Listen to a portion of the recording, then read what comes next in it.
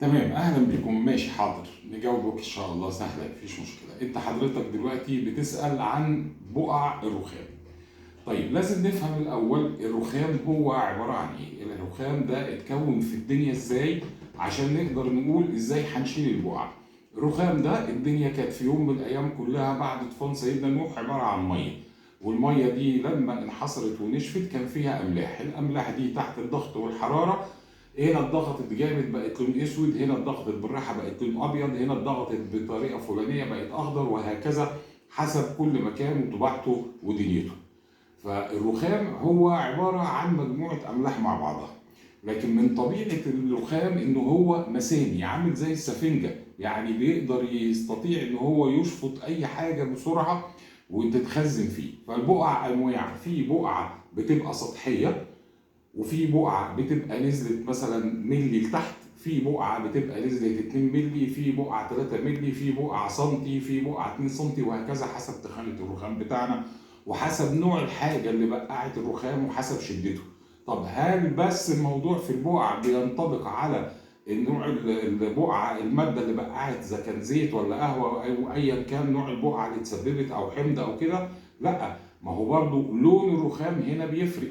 الرخام الابيض بيتاثر بطريقه غير الرخام الاخضر، غير الرخام الاسود، غير الرخام البيج. كل رخام بيتاثر بالبقع وبالماده بطريقه او بيتفاعل معاها او ردة فعله بتبقى مختلفه تماما عن الرخام التاني. طيب الحاله دي احنا المفروض عايزين نعمل ايه عشان نقدر نتعامل؟ اولا لازم بنحط ماده حمايه على الرخام، وكل رخام ليه ماده حمايه تختلف عن التانيه عشان نحمي نفسنا من البقع. طيب لو البقع حصلت، كل ما تكون ردة فعلنا سريعة ونحط مادة تشيل البقعة وهي لسه جديدة، كل ما بتكون البقعة أسهل وبنقدر نتعامل معاها بصورة أسهل وتتشال. طيب هل لما أجي أتعامل مع بقعة صغنطوطة كده أجي ما هتعامل مع بقعة كبيرة شوية زي ما أتعامل مع بقعة كبيرة؟ لا، كل حجم بقعة وبيبقى له طبعا أسلوب في العلاج، وبيبقى له مجهود وبيبقى له وقت.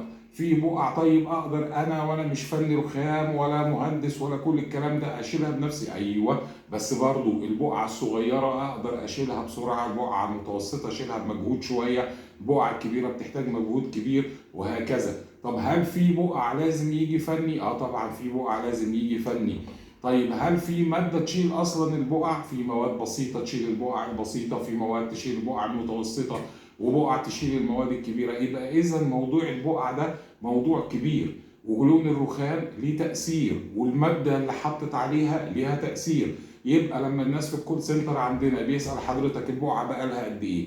البقعة دي حصلت من ايه؟ هو بيسألك عشان مش محتاج ان هو يجي يقول لك على طول العلاج خد الحاجة الفلانية اللي هي غالية قوي وبتحتاج البقعة الكبيرة اللي بقالها سنة على الرخام. ما ممكن يكون الموضوع بسيط وحاجة بسيطة وتخلص.